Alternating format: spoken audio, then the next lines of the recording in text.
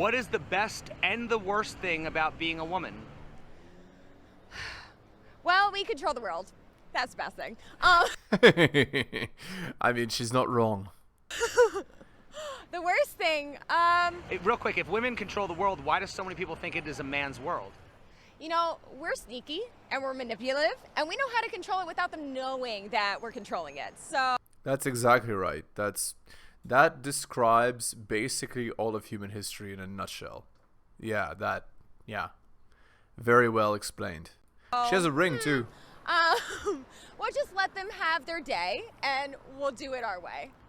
The number one thing I don't understand about women is why they are so confusing in the sense of talking to guys and then not talking to guys and leading them on, but then only liking the bad guys when the good guys are just there trying to be nice, you know. But meanwhile, they're only looking for the bad boy sort of to hurt them in the long run. Yeah, I mean that basically describes all of female, like 99.95% of women's relationships in 2022 are described by that women actively choose the men they complain about, then complain about them, get alpha widowed, never settle, and then end up alone at 35 with boxed wine and cats. Wow, that sounds complicated. It is complicated. I would say the worst thing is that men don't always appreciate or respect us the way we should be respected. And we have this complex emotional and intellectual understanding of life, and we can do many things at the same time, and men don't appreciate and utilize that enough. Yeah, so again, when she says that like women are not respected or appreciated or whatever, what she's actually saying is that women are not treated exactly as they want to be treated. They're not being worshipped. They're not being pedestalized as much as they might want. And she's not happy about it. Hello and welcome to the Helios blog. My name is Helios, here for another reaction video. Again, if you're new to the channel, liking the content, give me a sub, hit all for notifications. If you're listening on the podcast, give me a 5-star review, give me a follow. If you agree or disagree with my points, well, guess what? That's what the comment section is for. If you'd like me to comment on a video, compilation, Reddit post, blog post, send it to theheliosblog@gmail.com. Let's continue. They think that they can do it all, but that really they're very centered and focused on one thing, and we can focus on many a thing at a time. So No, men are far superior at doing stuff than women. I mean, look at everything around in this picture. Every single thing you can see has been designed by men. The microphone, all the buildings, the stoplights, the cars, the concrete there, everything there has been designed by men. So don't go and tell me that women are better at doing stuff, at making stuff. They're not. And it's disingenuous at best to say that. Okay, and from the woman's perspective, what do you think would be the best and worst thing about being a man? best and worst thing. Well, best thing, you can go like this and it's a little fun, right? You can just like wiggle and it's like, hey. Worst thing is that there's a lot of expectation with men about being strong and running the household and doing a bunch of things where they are expected to be the money maker and everything like that. And I think that roles have been reversed over the years. And I think it's okay for a man not to be the person who's the provider. That's not true. It's not okay. Women still want it. They just say that they're okay with men not being it when it's a lie, right? Like it's just totally disingenuous. Like women still expect men to be the provider and the protector, while women are modern women now. Like men are still expected to do their traditional role. Is what I'm getting at. Okay, we'll continue with this in a sec. Let me read this article here. What holds women back? I mean, it segues perfectly. There are many things in the modern matriarchy that hold women back from true happiness and success in life. Hey, look. For women to be truly happy, they need to be a wife and mother to a man of value, a winner in her eyes. Here are things that prevent women from ever having a chance. All right, so there's single friends. A huge problem for modern women is their single friends. The adage is as follows. Single women keep women single. Single women are crabs in a bucket looking to sabotage any successful relationship they see. Oftentimes it's out of jealousy that women sabotage their friends' relationships. They cannot stand that their friend got a man of value and she doesn't have one. Single friends will tell their girlfriends to talk back to their man, to go out to bars and clubs, and to put themselves in situations that are not conducive to long-term relationships. Do not let your friends sabotage you, women. Cut them before they hurt your chance at a happy relationship. Their divorced mother. Very often, women who end up miserable and alone have mothers who are divorced.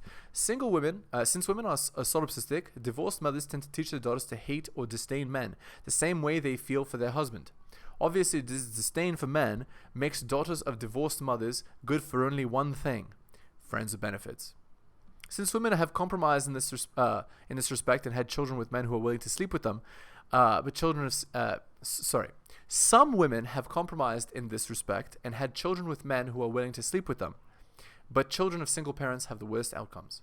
Women need to go against what their divorced mother is telling them and understand that not only should they treat men well, but they should understand that they need men.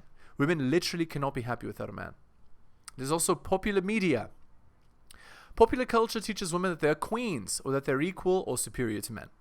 Popular culture teaches women that average men are trash and that women can beat men up. Popular culture teaches women that they're the same as men and that men and women are attracted to the same things. It also teaches women that men are things to be laughed at or scorned, and that all women are more capable and smarter than men. These are all toxic for relationships. Women, you cannot possibly make a connection with a man of value if you believe in the messages of popular culture. All popular culture teaches you is to hate and feel superior to men, who you actually need in order to be happy and have a good life. Ignore these toxic messages. And womanism, finally. Womanism has tried to convince women that they're equal to men in every way. It's taught women to believe that they're free to make whatever choices they want and sleep with whoever they want. Womanism has taught women that getting a career and putting off marriage and children is preferable. Womanism has taught women that making their own money is more important than having their own children. It's tried to teach women that they should work while someone else takes care of their children. And these are obviously idiotic ideas. If a woman has seriously internalized womanist messages, she will destroy any chance at finding true happiness. And it's extremely important that women ignore the messages of womanism for their own good. Alright, so that was my segue back to the show here. And maybe the stay-at-home dad. Like, I feel like the roles need to be eliminated. I don't think that that's fair. It doesn't matter about fair. Again, we have our biological roles and the things that make our biology attracted, right? So women are attracted to masculine dominant men. A stay-at-home dad is not that, and women are attracted and men are attracted to submissive, cooperative women. And provider women who are strong and independent are not that. So even if we eliminate the roles, all that it'll cause is more misery. It's better to have the roles entrenched. And men should be able to take on that role proudly. Well, in other words, I asked women, like, why is it that we've changed everything where it concerns women while men are still expected to play by the same old-fashioned gender roles? You know what? I think that we're progressive and everything's changing frequently, and I think that we're going to be a lot more open-minded going forward. I think that that's something that is changing right now as we speak. I don't think that gender roles and any of that responsibility is going to be there in 10, 20 years from now. I disagree entirely. I think in 10 to 20 years, America will be in even steeper decline. And that basically it's going to be even more unrestrained hypergamy for women and even more responsibility for men. You know what they say, responsibility without authority is slavery. So I think that's the future, if you ask me. But anyway, I digress. Let's continue. Who is better at communication, men or women? Men for sure. Okay, a lot of women think women are better at communication. My question is, why do women expect men to read their body language if men are worse at communication? Because women are confusing and it's complicated. Okay. That's not the reason why. Here's the idea. So, basically, historically, the way that it worked was if, like, women didn't cooperate with the tribe, they got kicked out, right? And so what ended up happening was that group cohesion became the priority and sort of political speaking. And so communicating with their body language is what ended up happening is because a lot of men don't have experience with this kind of thing, women were able to get their own way and survive despite not speaking directly. And so it evolved to be more indirect communication for them. That's the idea there. Okay, let's continue. Hey. I would say that women are better at explaining how they feel, and men just don't speak about it.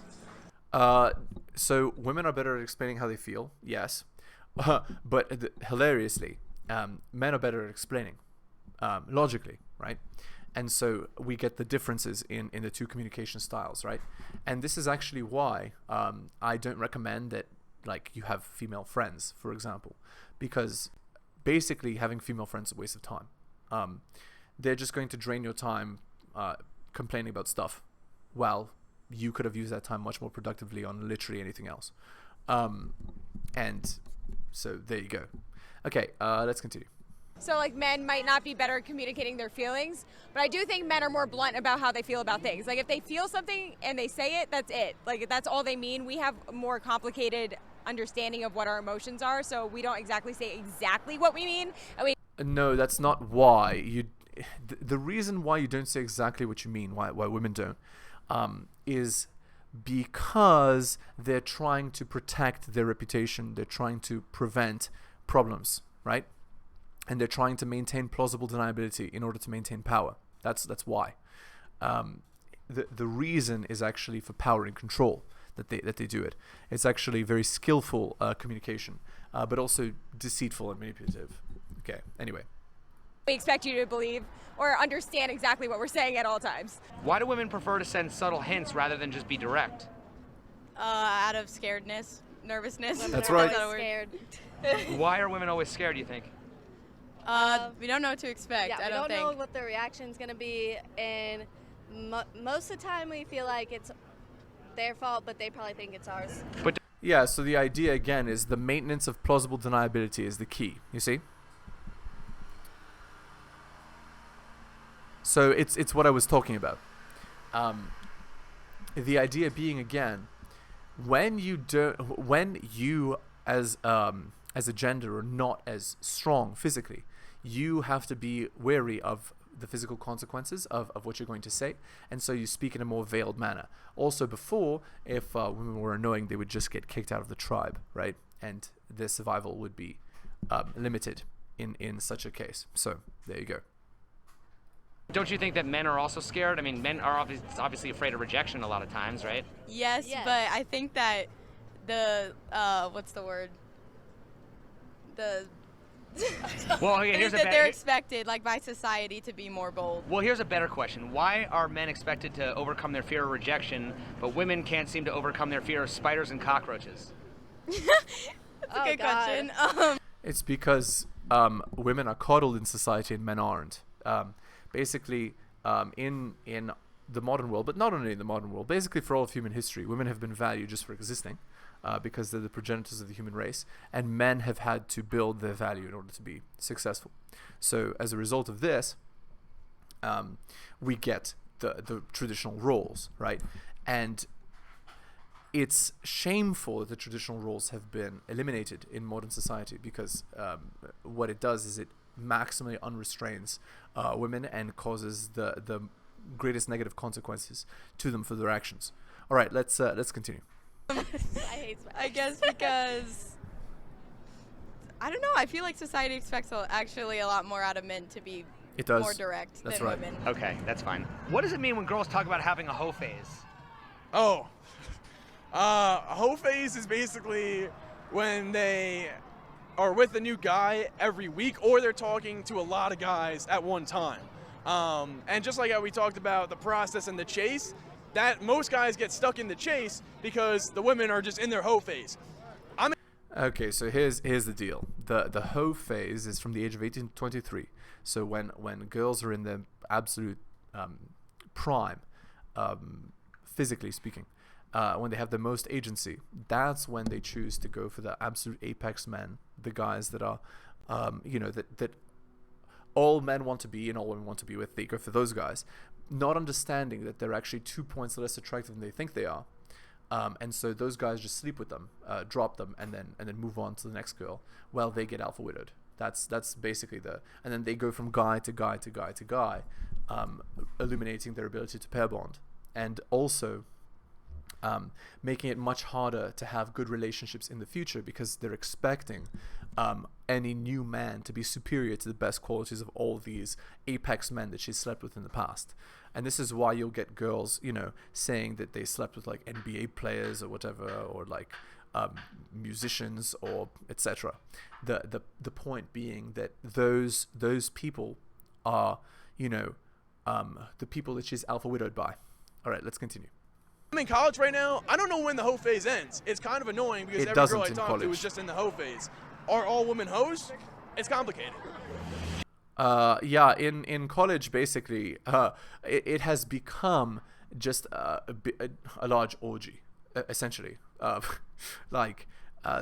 Instead of, like, before, the joke was that girls went to college to get their MRS degree, right? To get married, to find a man in their field who was superior that they could marry.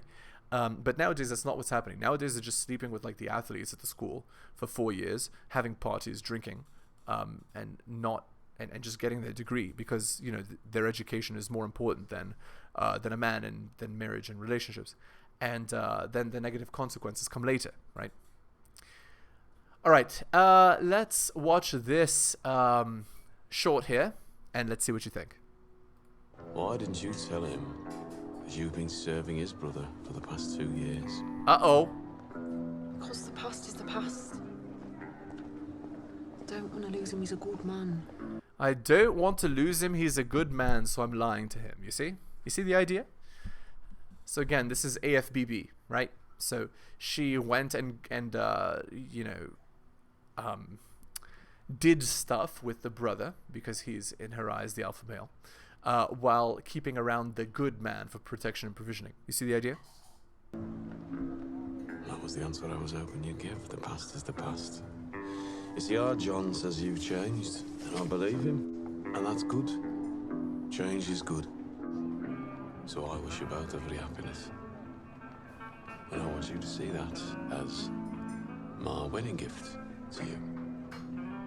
And our farewell to pleasures gone by. You mean one last time? One last time. You and me.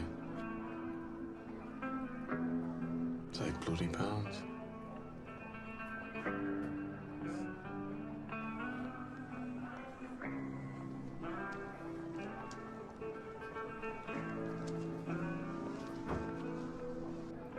So notice what happened. What happened is, this is the man shit testing the woman, right? He's trying to see if she's actually changed or if she's pretending she's changed, right?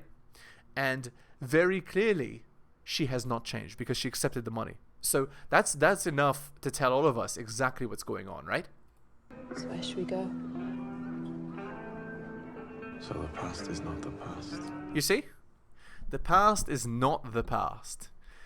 Again, past behavior is the best indicator of future behavior. You see? So if the girl was a lady of the night in her past, very likely she's still going to be a lady of the night now, right? And this, like, whoever wrote this, very good job to them. Because they got it right. You can keep the money, Lizzie. Just get out of the car. Tommy, please. Just get out of the car. Indeed. You can keep the money, just get out of the car. Okay. So there you go. Past behavior is the best indicator of future behavior. That's how the world works. So you need to vet women very seriously and listen to the stories of the past, because what they've done in the past is what they'll continue to do in the future. So if she was sleeping around in her hoe phase, whatever, I mean, you know what that means. It means that she is the streets. She belongs to the streets. Okay, let's continue here. Do you think it's harder for a man to control his desires or for a woman to control her emotions? Oh. It's much easier for a man to control his desires. In fact, men have to do it every day. Women don't control their emotions in general, except at work. And this is what I find to be disrespectful, okay? If you have a girl and she's not controlling her emotions around you, but she controls them at work, she respects work more than she respects you. She should control her emotions just as much with you, if not more, than at work. That's how she can show that she's maximally submissive to you. You see what I'm saying? Please leave a comment if you agree or disagree. Let's continue. I think it's harder for a woman to control her emotions, to be honest. That's true. We crazy bitches. Okay, so is it more acceptable for women to be emotionally irresponsible than it is acceptable for men to sleep around? No. I mean, Yes, it's far more acceptable. In fact, a girl will not get fired at work for having a breakdown, even though that's emotionally irresponsible. Whereas a man will definitely get fired for sleeping around, for sure. But not only this, women will shame men hard for sleeping around, whereas men don't really shame women for not controlling their emotions, even though they should. Because a girl who's not in control of her emotions around you is being disrespectful. Okay, let's continue. women sleep around too, so it really depends. If they're with somebody and they're sleeping around, that's another story. But like, I feel like that stereotype can go either way. So. No, not all women sleep around, although in 2022 it's much more common.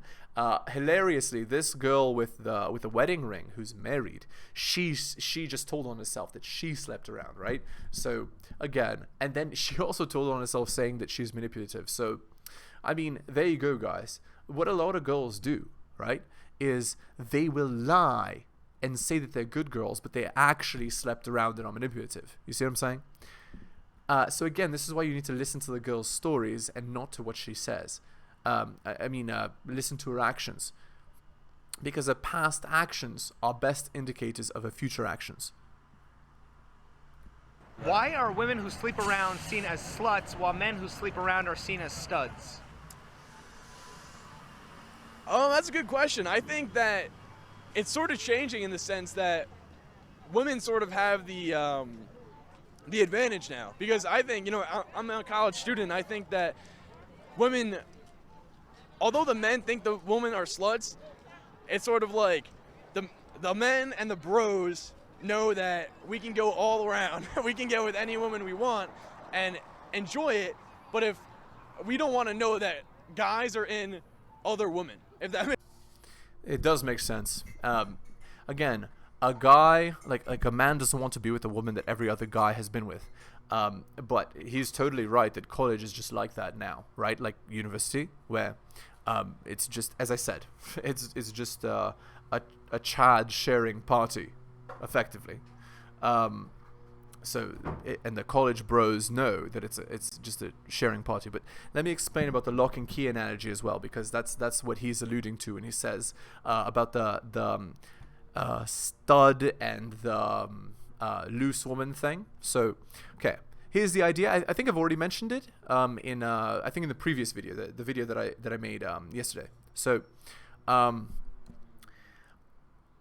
lock that opens to any key is a shitty lock. A key that can open any lock is a master key. This is why men that are seen that can sleep around are seen as studs. It's because it's hard for men to do. And because it's hard for men to do, it's impressive. All right. Here. Great article. Here we go. Does female privilege exist? Free dinners on dates, child custody in court cases, chivalry, evidence of female privilege? Some people say it is. But are these examples really signs of privilege, or are they results of the sexism of a patriarchal society? You cannot make this shit up. So where is the acceptance of responsibility, right? Where is the acceptance of agency, right? There is none. It's all on you, even though we live in a matriarchy, right? Okay. Actually, great. Let's see what she has to say here. This is another video I'm doing in a series with Everyday Feminism, which is a website dedicated to helping you stand up to and break down everyday oppression. And in this video, I want to discuss the question of female privilege. So to be clear, I'm not in this video talking about cis privilege. That is the privilege that cisgender people have in a society which oppresses trans and gender non-conforming people. I'm talking about something different, something I'm often asked about, or frankly told about in my comments section, and that is the elusive female privilege. Elusive. So, firstly, why do people think that this is a thing? The main arguments I see about this come from men. men who take Yes. issue with certain social norms or stats or even legal structures which seem to give women advantages over men. Yes, so these legal structures seem to give men advantages, but they don't actually, right? They just appear on the surface to be totally woman favored, right? But they're actually male favored. Is that the argument she's trying to make? So think, for example, of the very often cited stat about women being more likely to receive custody of children in a divorce case. Yes. These kinds of perceived inequalities are often told to me as proof that women have privilege in their being women. That being born a woman means that we will have it easier than men in a lot of ways. You will. You know, because people hold doors Until for us post-war. and pay for our dinner. Privilege, right? Wrong. And here's why female privilege is not as straightforward as many men would like you to think. The first thing is, what is perceived as female privilege usually refers to some benefit in the private or domestic sphere. So yes, maybe we do have to pay for dinner dates less often due to Never. social norms we did not create, I might add. Yes, we often receive custody of children, also due to social norms surrounding motherhood and domestic labor, which we did not create and which do not serve women well in a... What? Did she just say these norms don't serve women well? The benefits they get don't serve them because they didn't make them? And in fact, I would argue that the women did make these norms. I would argue that because the way that women work, right, is not directly, it's indirectly. So sure, the men said directly that they will do these things and that women will get these things. But it isn't because, like, it's because women wanted those things that men gave those things. So it actually is co-created, even though one person, I guess, established it. Just, man, the inability to accept agency is astounding. And by the way, I'm going to go to this girl's channel and comment on some of her videos because I think she's probably a goldmine of content. So, oh, by the way, before I end the video here, let's do a red flag test. So she's got kind of dead eyes, indicators of alpha widowhood.